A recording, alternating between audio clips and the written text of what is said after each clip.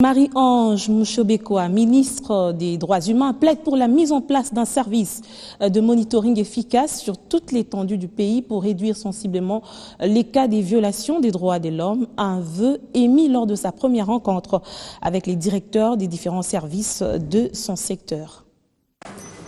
C'est un premier face-à-face entre la nouvelle ministre des Droits humains et les responsables des différents services que comprend cette institution.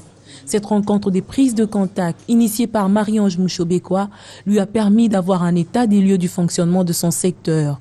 Environ ses directeurs ont chacun, de manière succincte et précise, énuméré les difficultés rencontrées sur le terrain dans l'exercice de leurs fonctions. Des préoccupations majeures qui, selon la ministre des tutelles, trouveront des réponses dans les jours à venir selon les moyens mis à sa disposition.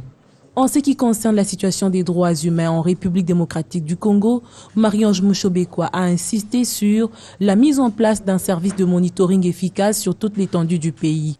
Cet instrument permettra de veiller et surtout de réduire sensiblement les violations des droits de l'homme sous toutes ses formes. Ce premier contact avec l'administration des droits humains augure une bonne suite de collaboration, en croire la secrétaire générale. Aujourd'hui, nous sommes heureux de voir que le secrétariat général, ou disons les droits humains, redevient, ce n'est pas la première fois, redevient encore une fois, un ministère à part entière. Et c'était une prise de contact. Nous avons eu à présenter, à faire un petit état des lieux du fonctionnement de notre administration, l'administration des droits humains. Nous devons présenter la situation d'une façon sommaire à l'autorité qui vient d'arriver à la tête de notre ministère.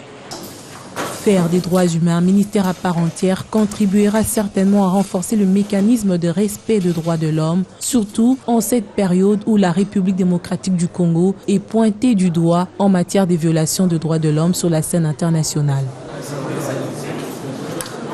Harmoniser les vues